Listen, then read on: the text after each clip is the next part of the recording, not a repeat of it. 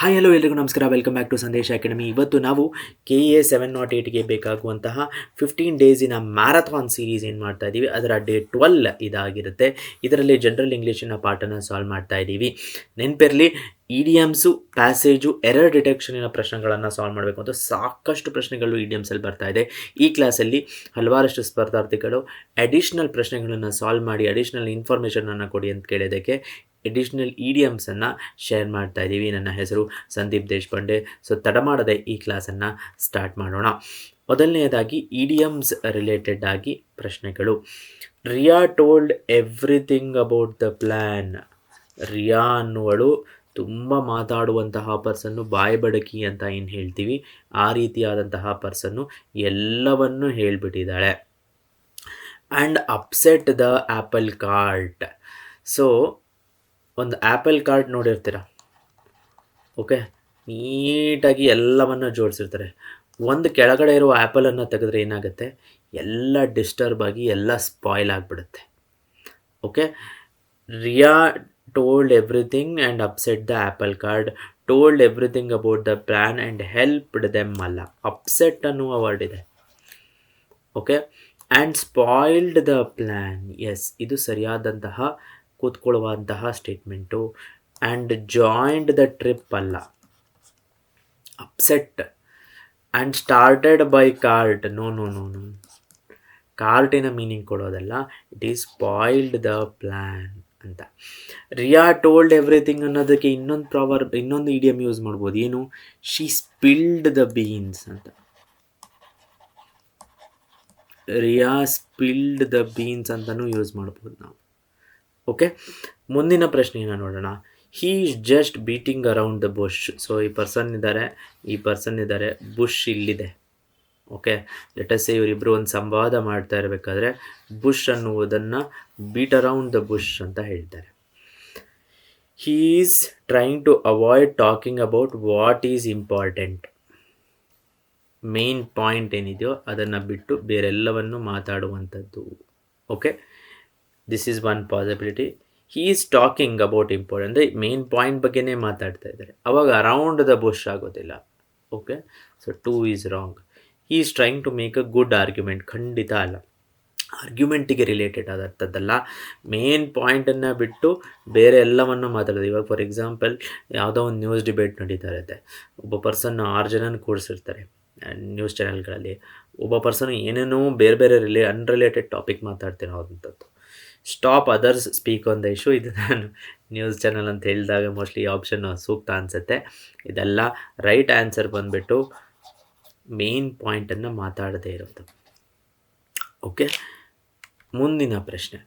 She stopped Har argument and left because it is too much of a hot potato. ಒಂದು hot potato ಆಗಿತ್ತು, ಆರ್ಗ್ಯುಮೆಂಟನ್ನು ನಿಲ್ಲಿಸ್ಬಿಟ್ಟು ಹೊರಟೋದ್ಲು.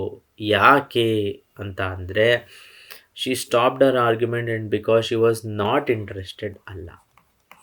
ಬಿಸಿ potato ಅಂದರೆ ಏನೋ ಒಂಥರ ಕಾಂಟ್ರವರ್ಷಿಯಲ್ಲು, difficult ಆದಂತಹ situation, conflicting ಆದಂತಹ ಇಶ್ಯೂವನ್ನು ಹ್ಯಾಂಡಲ್ ಮಾಡ್ತಾ ಇರುವಂಥದ್ದು. Okay, because it was a controversial issue, this is the right option. Because she had no time ಅಲ್ಲ,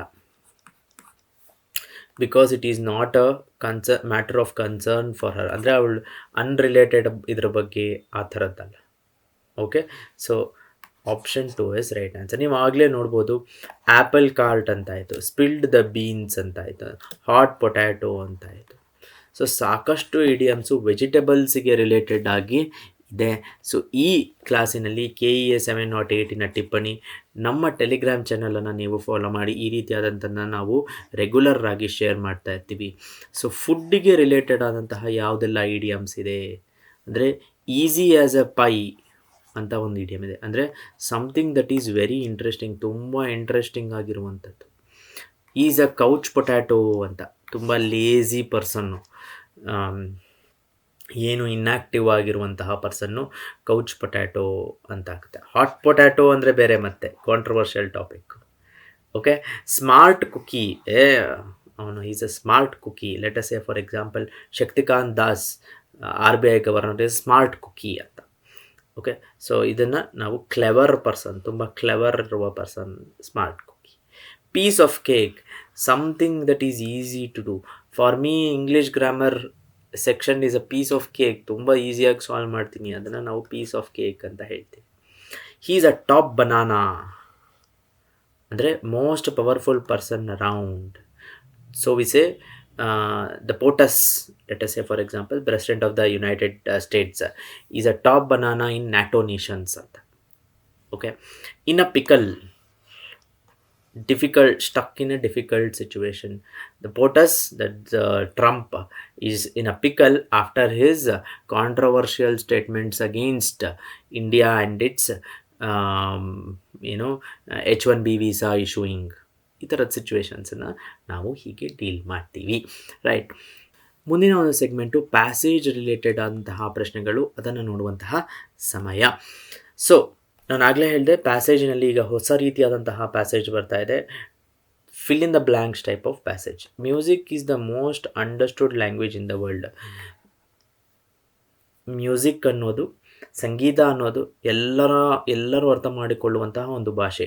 it has dash to calm and cure diseased minds. ಒಂದು ರೀತಿಯಾದಂತಹ ರೋಗದಿಂದ ಕೂಡಿದಂತಹ ಮನಸ್ಸುಗಳು, ಮೈಂಡ್ಸ್ಗಳನ್ನು ಕ್ಯೂರ್ ಮಾಡಬಹುದು.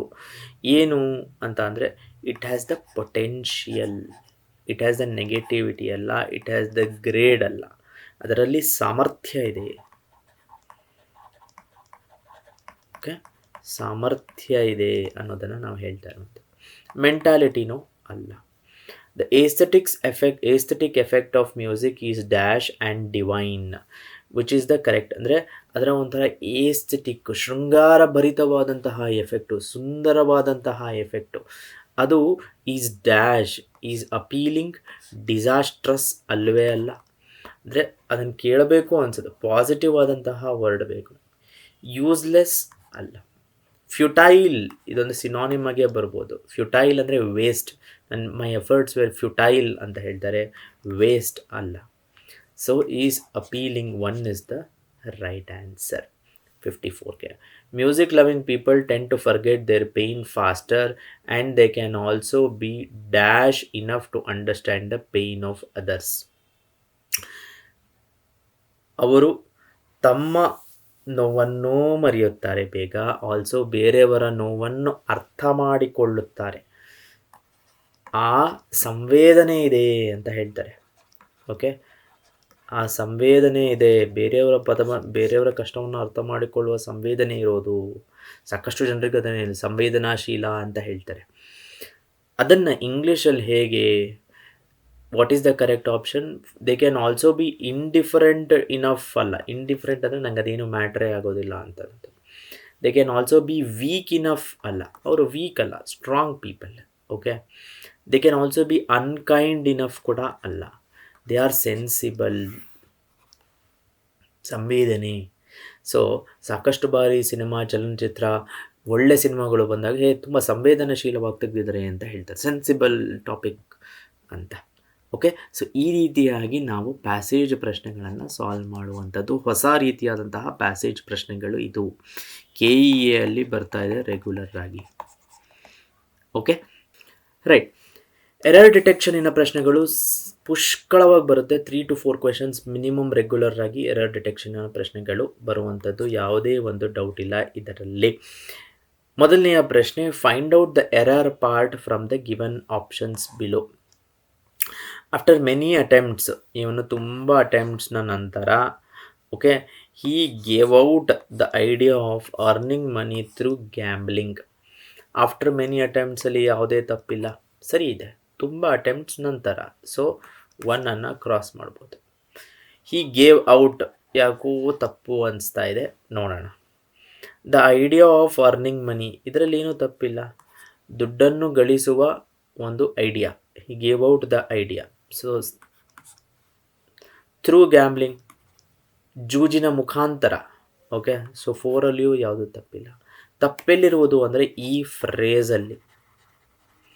ಏನಪ್ಪ ಫ್ರೇಸು ಅಂದರೆ, ಹೀ ಗೇವ್ ಔಟ್ ಅನ್ನೋದೇನಿದೆ ಆ ಫ್ರೇಸಿನಲ್ಲಿ ತಪ್ಪಿರುವಂಥದ್ದು. ಏನಿರಬೇಕು ಅಂದರೆ, ಹೀ ಗೇವ್ ಅಪ್ ಅಂತ ಇರಬೇಕು. ಜೂಜಿನ ಲೆಟಸೆ ಈ ಪರ್ಸನ್ನು ಇವ್ರು ಗ್ಯಾಮ್ಲಿಂಗ್ ಆಡಿಸ್ತಾ ಇದ್ದಾರೆ, ಇವನು ಆಡಿ ದುಡ್ಡು ಗೆಲ್ತೀನಿ, ಸಾಕಷ್ಟು ಜನ ದುಡ್ಡು ಕಳ್ಕೊಂಡಿರೋದು ಇತಿಹಾಸದಲ್ಲಿ ತುಂಬ ಇದೆ. History is ripe with such example. So ನೀವೆಲ್ಲ ಏನಾದರೂ ಫಾರ್ ಎಕ್ಸಾಂಪಲ್ ಯಾವುದೇ ಒಂದು ಆ್ಯಪ್ಗಳಲ್ಲಿ ಬೆಟ್ಟಿಂಗನ್ನು ಮಾಡ್ತಾರೆ, ಖಂಡಿತ ಅದರಿಂದ ಯಾವ ಒಂದು ಸಾಧನೆಯೂ ಆಗೋದಿಲ್ಲ. ಇದು ನನ್ನ ಕಿವಿ ಮಾತು. ಹಾಗಾದರೆ ಫ್ರೇಸಲ್ ವರ್ಬ್ಸ್ ಕೆಲವಷ್ಟು ಯಾವುದನ್ನು ನಾವು ನೋಡಬಹುದು? ಗೇವ್ ಅಪ್ ಅನ್ನೋದು ಸ್ಟಾಪ್ ಟ್ರೈಯಿಂಗ್ ಅಥವಾ ಅಬ್ಯಾಂಡನ್ಡ್ ಐಡಿಯಾ ಅಂತ ಹೇಳ್ಬೋದು. ಓಕೆ, ಗಿವಿನ್ ಅಂತ. ಸೊ ಗಿವಿನ್ ಅಂದರೆ ಏನು? ಸರೆಂಡರ್ಡ್. ಒಬ್ಬ ಪರ್ಸನ್ನು ತುಂಬ ರಿಕ್ವೆಸ್ಟ್ ಮಾಡ್ಕೊತಾ ಇದ್ದಾರೆ, ಆಯಿತು ಸರ್ ಒಂದು ಕ್ಲಾಸ್ ಒಂದು ಇದು ಮಾಡಿಕೊಡಿ, ಅದು ಮಾಡಿಕೊಡಿ ಅಂತ. She give in to their repeated requests. Madam ಒಂದೇ ಒಂದು ಹಾಡು ಬಂದು ಹಾಡಿ. ಗಿವ್ ಔಟ್ ಅಂತ ವರ್ಡ್ ಇದೆ, ಅಂದರೆ distribute. It as a correction ಆಗಿದೆ. Teacher gave out the answer sheets, distribute ಮಾಡುವಂಥದ್ದು. ಬ್ರೇಕ್ ಡೌನ್ ಅಂದರೆ ಅಳೋದು, ಅಥವಾ ಬ್ರೇಕ್ ಡೌನ್ ಅಂದರೆ ಅಳೋದು ಆಗುತ್ತೆ, ಅಥವಾ stop working. She broke down ಅಂದರೆ ಅಳೋದು ಆಗುತ್ತೆ. ಕಾರ್ ಬ್ರೋಕ್ ಡೌನ್ ಅಂತ ಅಂದರೆ it stopped working on the highway ಅಂತ. Due to extreme stress he broke down in front of me ಅಂತ. ಬ್ರೇಕ್ಔಟ್ ಅಂತ ಅಂದರೆ ಒಂದು ಫೈರ್ ಅಥವಾ ಒಂದು ಕಾಡ್ಗಿಚ್ಚಿನ ಥರ ಹತ್ತಂಥದ್ದು. Let us a Kantara film, it is a breakout success ಅಂತ ಕರೀತಾರೆ. ಅಂದರೆ ಯಾರು ಇಮ್ಯಾಜಿನ್ ಮಾಡದೇ ಇರುವಂತಹ, ಪ್ಲ್ಯಾನ್ ಮಾಡಿ ಈ ಮಟ್ಟದ ಒಂದು ಸಕ್ಸಸ್ ಆಗುತ್ತೆ ಅಂತ ಅಂದ್ಕೊಳ್ಳದೆ ಒಂದು ಪ್ಲ್ಯಾನ್ ಮಾಡಿ ಆಗುವಂಥ ಸಕ್ಸಸ್ಸು ಬ್ರೇಕ್ಔಟ್ ಸಕ್ಸಸ್ ಅಂತ.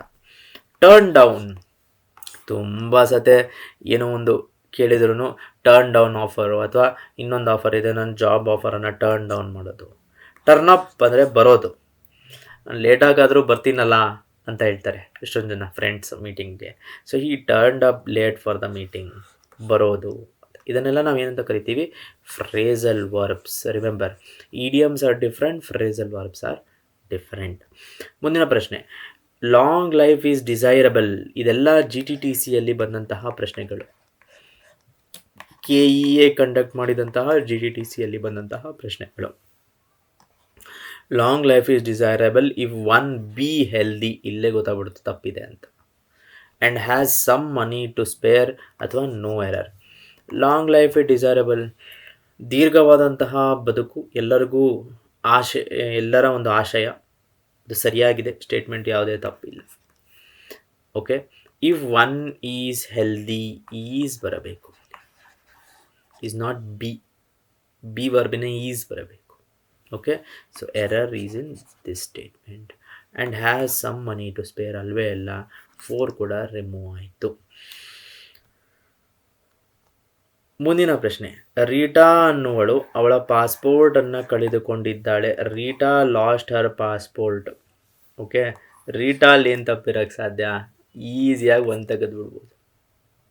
ಓಕೆ, ಲಾಸ್ಟ್ ಹರ್ ಪಾಸ್ಪೋರ್ಟ್ ಕಳೆದುಕೊಂಡಳು, ಅದರಲ್ಲೂ ಏನೂ ತಪ್ಪಿರೋಕ್ಕೆ ಸಾಧ್ಯ ಇಲ್ಲ.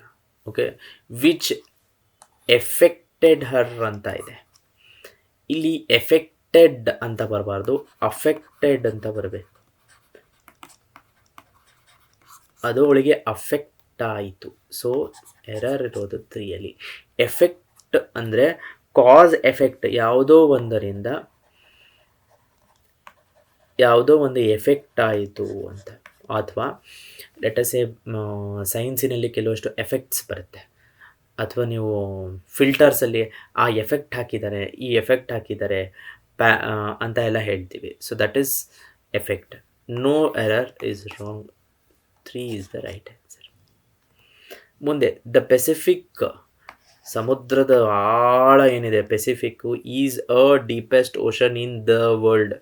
The Pacific, perfect usage of article, ಯಾಕಂದರೆ ಪೆಸಿಫಿಕ್ ಅನ್ನೋದು ಒಂದೇ ಸ್ಪೆಸಿಫಿಕ್ ಆಗಿ ಇರುವಂತಹ ಆರ್ಟಿಕಲ್ ಅದು. ಸೊ ಇದು ತಪ್ಪಾಗುತ್ತೆ. ಈಸ್ ಡೀಪೆಸ್ಟ್ ಅಲ್ಲ, ಯಾಕಂದರೆ ಡೀಪೆಸ್ಟ್ ಅಂತ ಬಂದಾಗ ಅದು ಸೂಪರ್ಲೇಟಿವ್ ಆದಂತಹ degree. Okay, it is a superlative degree. Once it is a superlative degree, that means before that the article should always be the. Okay, in the world ಸರಿಯಾಗಿದೆ. In the ವರ್ಲ್ಡಲ್ಲಿ ಯಾವುದೇ ತಪ್ಪಿಲ್ಲ. Error ಇರುವಂಥದ್ದು the deepest ಓಷನ್ನಲ್ಲಿ. So ಇದರಲ್ಲಿ ಒಂದು idiom ಕೂಡ ಹೇಳ್ತೀನಿ ಇದೇ ಒಂದು ಚಿತ್ರದ ಬಗ್ಗೆ. ಇಲ್ಲೊಂದು ಐಸ್ಬರ್ಗ್ ಕಾಣ್ತಾ ಇದೆ ನಿಮಗೆ, ಒಂದು ಬ್ರಿಡ್ಜ್ ಇದೆ, ಅದು ಒಂದು ಬ್ರಿಡ್ಜ್ ಅಂತೀನಿ, ಒಂದು ಹಡಗಿದೆ, ಶಿಪ್ ಇದೆ.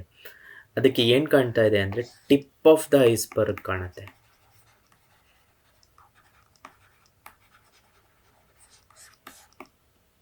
ಇದು ಅದರ 12 ಟೈಮ್ಸ್ ಇರುತ್ತೆ ಅಂತ ಹೇಳ್ತಾರೆ ಯೂಶ್ವಲಿ. ಐಸ್ಬರ್ಗಿನ 12 ಟೈಮ್ಸ್ ಕೆಳಗಡೆ ಇರುತ್ತೆ ಅಂತ. Okay, so any issue if we know only the superficial part of it, it is called he only knows the tip of the iceberg, or this is just the tip of the iceberg of the matter ಅಂತ. Okay, so ಈ ರೀತಿಯಾಗಿ ಪ್ರಶ್ನೆಗಳನ್ನು solve ಮಾಡಬೇಕು. ಮುಂದಿನ ಕ್ಲಾಸಲ್ಲಿ ಮತ್ತೆ ಸಿಗೋಣ. ನಿಮ್ಮ ಸಪೋರ್ಟ್ ಹೀಗೆ ಇರಲಿ. ಧನ್ಯವಾದ.